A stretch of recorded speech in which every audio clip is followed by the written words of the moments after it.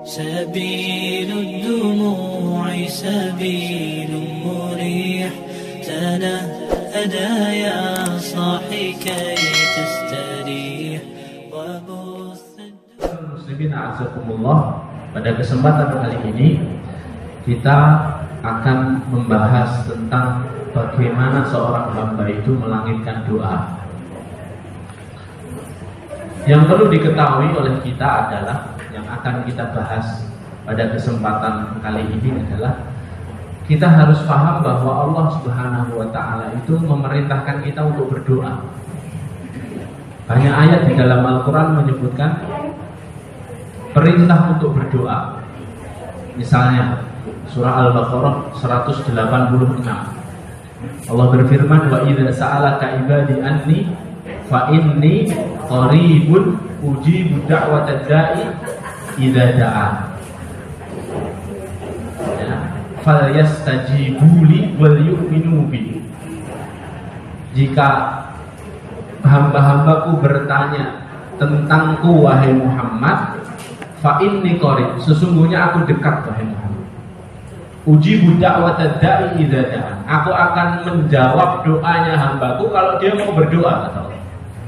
Falyastajibuli, maka berdoalah kepadaku dan yakinlah kepadaku, kata Allah. Ada perintah doa di situ. Falyastajibuli, mintalah ijabah dari doa kita, wal yu'minu bi, dan percayalah kepadanya.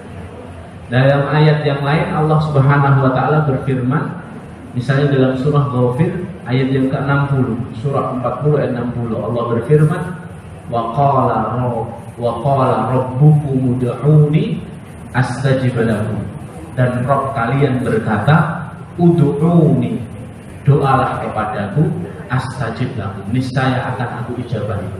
Perintah lagi dalam surah Al-Isra, surah ke-17 ayat 110, Allah juga berfirman, qul id'ullaha aw id'ur rahmana, katakanlah wahai Muhammad kepada umatmu, sampaikanlah wahai Muhammad kepada hamba-hambaku, ud'ullaha, berdoalah kepada Allah, aw id'ur rahman, atau panggillah Allah dengan namanya Ar-Rahman, ayyamma tad'u, atau nama-nama yang lain dari Asmaul Husna Allah ketika kalian berdoa.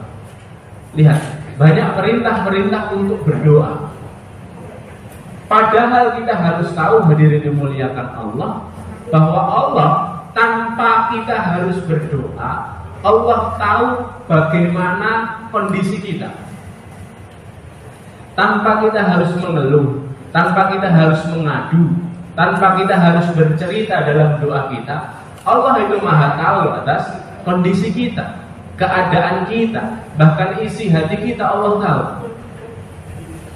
Ya atau tidak? Iya, Allah kan alim, Allah maha mengetahui, Allah khabir, Allah maha teliti, Allah maha menguasai segala sesuatu yang Dia ciptakan. Tapi pertanyaannya, kenapa Allah memerintahkan kita untuk berdoa? Nah, inilah yang menjadikan kita harus menjawab pertanyaan ini. Kok repot-repot banget Allah mendengarkan doa kita? Wong Allah tahu siapa kita, dan Allah yang menciptakan kita, Allah yang mentakdirkan kita ini kondisinya bagaimana. Kan Allah yang membentuk bagaimana rupa dan wajah kita. Allah yang menentukan kita lahir di kota apa, kita tinggal sampai usia keberapa. Allah semuanya. Tapi mengapa Allah meminta kita untuk berdoa? Ini yang harus dijawab. Ya.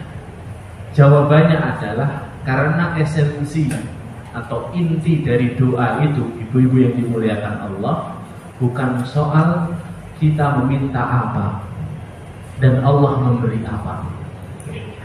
Esensi doa itu bukan soal kita memohon apa dan Allah mengabulkan apa.